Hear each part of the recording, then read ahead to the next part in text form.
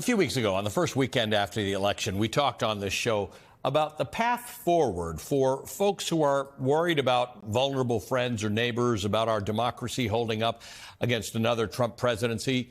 We talked about the hard and often heartbreaking work of being politically engaged and staying politically engaged. And we talked about all the lessons from history telling us not to give up, telling us that defeat paves the way for triumph later, that defeat doesn't mean the fight's over. It just means that our work's not done.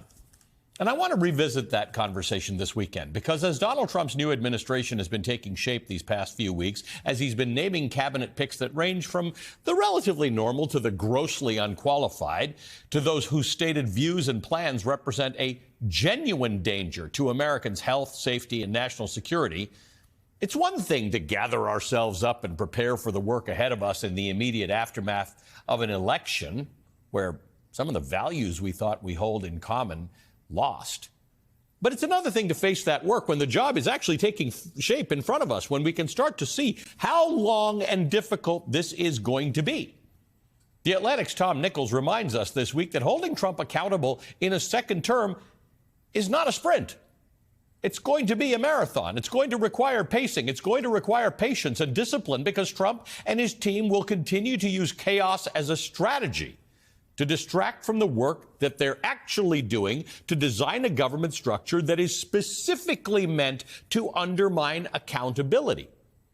Nichols writes, quote, "The president-elect and his team have spent much of November baiting and trolling their opponents while throwing red meat to the MAGA faithful. We've seen this before, as I warned in this past April. Stunning his opponents with more outrages than they can handle is a classic Trump tactic." Professor Timothy Snyder of Yale University has written that the most important way to resist a rising authoritarian regime is to not obey in advance. That is, changing our behavior in ways we think might conform to the demands of the new ruling group. That's good advice. But I might add a corollary here.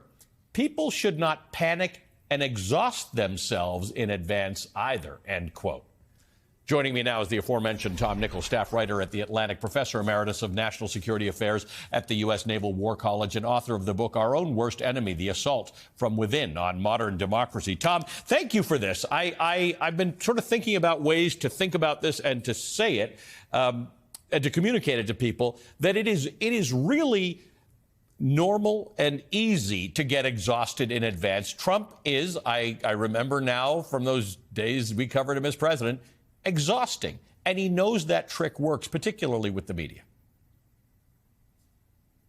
Yeah, and I mean, he fire hoses his opponents with a lot of, crazy talk and threats and kind of odd statements. I mean, he calls it doing the weave. I call it,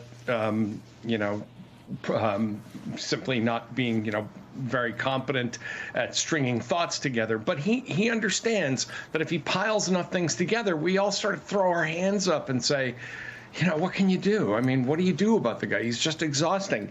And I think one of the things that he's doing now is a lot more nefarious. He's not just trying to wear people out with a lot of nutty rhetoric. He is building a cadre of people around him that will refuse to hold him accountable, that will let him do whatever he wants, that will create the infrastructure of an authoritarian government within the United States executive branch. And he's been doing this by increasing the weirdness as time has gone on. He led in boxing, you start with that jab and you wait for the haymaker. He started with Marco Rubio, and people said, oh, well, okay, I guess that's not so bad. And, Lee Stefanik and Lee Zeldin, you sort of shrugged and said, okay, loyalists. And then by the time he gets to Pete Hegseth, Tulsi Gabbard, he's rolling these out so fast that people are can't make enough arguments in a short enough time. And then finally gets to Matt Gaetz, which is, like throwing a flashbang grenade into a dark room. And now we're here with Kash Patel, which was always lurking out there. Anybody who's a Trump watcher knew, we were getting all these nutty nominations, and then we're saying, oh, where's that Kash Patel nomination? That one's coming. And here it is. Yeah, you published a piece late last night about Kash Patel. You say that it speaks volumes about the real second-term agenda, and you note that the timing of this is related to what you and I are talking about. Quote, Trump has been releasing names of his nominees for the cabinet and other senior posts in waves. He began with some relatively conventional choices, then unloaded one bombshell after another, perhaps in an attempt to paralyze opposition in the Senate with a flood of bad nominees or to overwhelm the public's already limited political attention span. Trump may have held off announcing Patel until he felt he had drawn out enough outrage and exhaustion with his other nominations, end quote. The issue here is that Kash Patel is, I mean, I think he's not a distraction. I think this is actually one of the dangerous ones that we need to be paying attention to. Right. Right. And the setup to get to Kash Patel was Matt Gaetz and other nominations. I mean, he may not care about people like Gaetz. I mean, one thing that I think Trump's been trying to do is he tries to create this aura of inevitability around himself. Well, it's just going to happen. I'm just announcing things, and they just happen because I can will this into existence. And Gaetz proved that that's not true. And that, you know, already we're having conversations about, well, who's going to be the sacrifice to keep out Patel because he's got to get some of the. He doesn't have to get these. If the United States Senate really cares about its constitutional duty and cares about democracy, and, you know, even to say to these Republican senators, if you care at all about the future of the Republican Party, the conservative movement, it's only going to take 4 of you to stop the most dangerous nominations: Hegseth, Gabbard, Patel.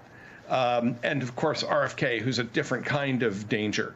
But again, Trump's counting on people saying, you know, I guess if we have to just pick one of them, maybe we should try to, you know, you don't have to pick. This is if you keep sprinting, you're going to wear yourself out. This is a process where you're just going to say one time after another, no, this is not appropriate. No, this is dangerous. Which is the Senate's constitutional right and responsibility. This is not a stretch. This is not a favor anybody's doing for anybody. This is actually what you're elected to do.